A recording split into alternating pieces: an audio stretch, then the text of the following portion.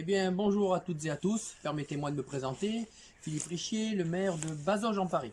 Alors, nous sommes aujourd'hui dans un jardin, vous disais-je, mais pas n'importe quel jardin. Le jardin de l'indivision de la famille Jacquet. Pourquoi? Eh bien, parce que madame ici présente, Caroline, est donc la petite fille du célèbre traducteur Paul-Henri Tissot. Alors, une maison dans son jus, et des livres et aussi des trésors avec des photos, bien évidemment, en noir et blanc. À l'étage, quelques autres pièces, et au fur et à mesure que vous vous promenez au détour d'un couloir, vous trouverez des bibelots, des objets qui ne demandent qu'une seule chose, vous raconter une histoire.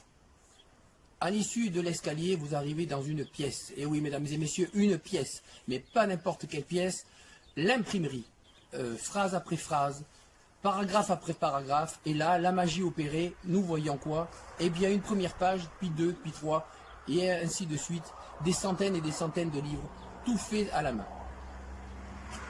Eh bien, la commune ne pouvait pas rester insensible à une telle maison, et c'est la raison pour laquelle nous avons décidé, la municipalité et moi-même, de soutenir ce projet. Projet ô combien difficile, certes, surtout en cette période, mais en espérant, monsieur Stéphane Bern, que vous serez touché par notre histoire au niveau de Bazoges-en-Paris.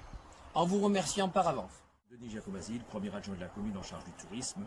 Cher Stéphane, notre commune qui se targue de 6000 ans d'histoire ne pouvait pas rester insensible au petit patrimoine qui est la grande richesse de notre milieu rural. Plus particulièrement cette maison qui a abrité Paul-Henri Tissot, nous aimerions et nous souhaiterions que vous puissiez faire une action pour que nous puissions garder dans l'état cette maison et qu'elle transpire encore l'art et la mémoire.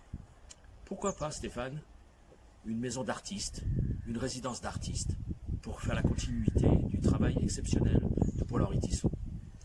A bientôt à Bazoges-en-Paris. Bonjour et bienvenue au cœur du bocage vendéen, dans le petit village de Bazoges-en-Paris.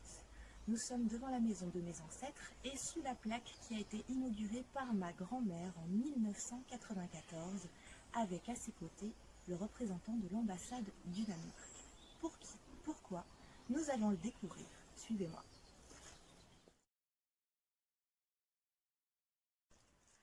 Sous les fruits débordants d'un caqueminier, nous allons découvrir l'antre de Paul-Henri Tissot.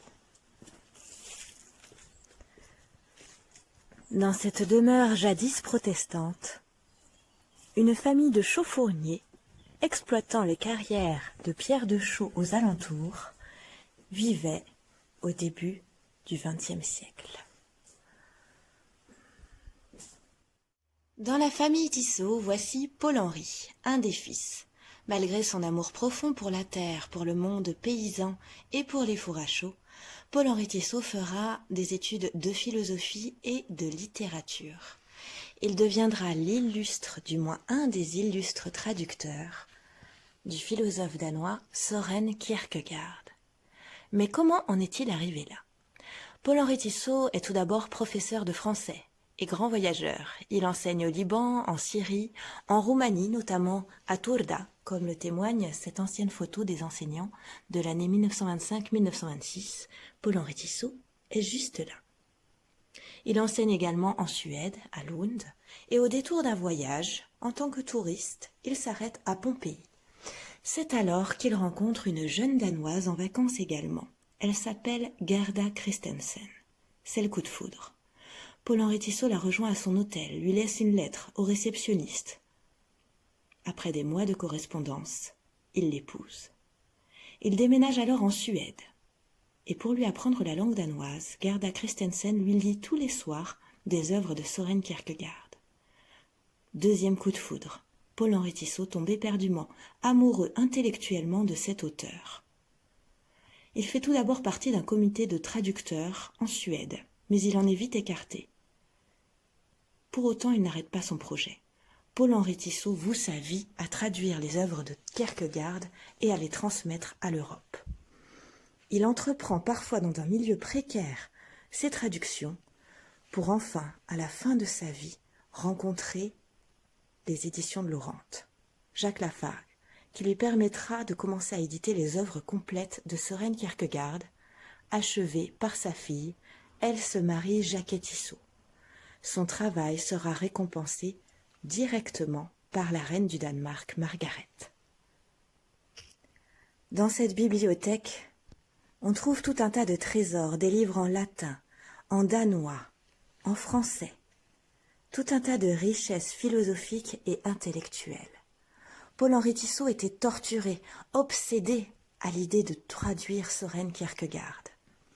Lors d'un bombardement à Nantes, où il était enseignant au lycée Jules Verne, toutes ses productions ont été brûlées, détruites.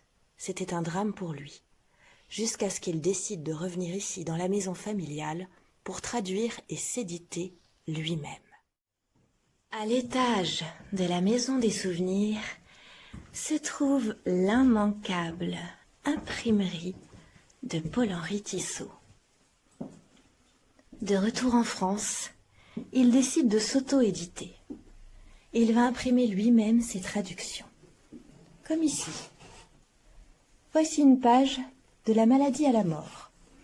Lettre par lettre, et surtout à l'envers, Paul-Henri Tissot va retranscrire ses traductions avec cette machine et tout imprimer. Des centaines de petits ouvrages édités aux éditions Tissot de Bazoges-en-Parette se trouvent dans ce grenier. Comme exemple, Lettres à Régine Olsen aux éditions Tissot. Dans cette maison, des chambres, des couloirs. 4 générations se sont reléguées dans ces murs. On y découvre des objets du passé, du présent, pas vraiment du futur. Ici, un grenier secret. Aujourd'hui, l'échelle est apparente. Mais durant la Deuxième Grande Guerre, 39-45, la famille Tissot hébergeait une jeune juive, du nom de Judith. Judith était devenue la sœur cachée d'Else Marie. De confession juive, elle avait ici toute sa sécurité et elle était protégée. Depuis le XIXe siècle, nous conservons cette maison dans notre famille, en l'état. C'est un héritage patrimonial et affectif. Mais aujourd'hui, il faut faire un choix. Nous n'avons plus les moyens ni financiers ni humains d'entretenir ce lieu comme il se doit. Pourtant, nous aimerions l'ouvrir au public, que les enfants du village puissent connaître le personnage de Paul-Henri Tissot. En effet, l'école publique porte son nom ainsi qu'une rue. Cette maison est réellement un musée dans son essence, mais elle peut aussi s'ouvrir à tout un tas d'autres alternatives culturelles. Moi, c'est Lièvre Daniel. Je suis récemment élu dans le conseil municipal de Bazoges-en-Parette et je fais partie de la commission tourisme. Notre commune, c'est 6000 ans d'histoire et on a un très riche patrimoine qui va de 4000 ans avant notre ère jusqu'à maintenant, aujourd'hui. Et dans ce patrimoine, nous avons des richesses au niveau des bâtiments, à l'intérieur des bâtiments, qu'il nous faut préserver à tout prix. Voilà. Et comme je soutiens énormément tes œuvres, Stéphane, je vais en profiter pour donner un petit cadeau à Caroline. C'est un billet du patrimoine.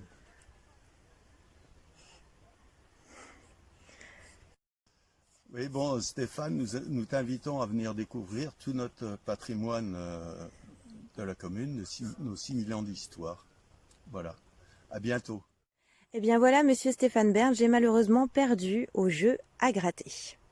Au mois de juin 2020, dans le but de revaloriser les échanges culturels post-confinement, j'ai décidé de faire respirer ce lieu et de l'ouvrir au public en organisant des petits événements, des conférences, des ateliers, enfants, adultes, des temps de partage. Nous avons fidélisé un petit public, mais pour dynamiser tout cela et pour faire revivre ce lieu, il nous faut de l'aide. Nous recherchons donc un mécène. Alors vous, Stéphane Bern, auriez-vous une solution? Sauriez-vous faire ressortir les secrets d'histoire enfouis dans les murs de cette maison magique? Je l'espère, j'espère en tout cas que vous aurez été sensible à cette vidéo. Je vous remercie beaucoup de votre attention et n'hésitez pas à venir nous visiter. À très bientôt.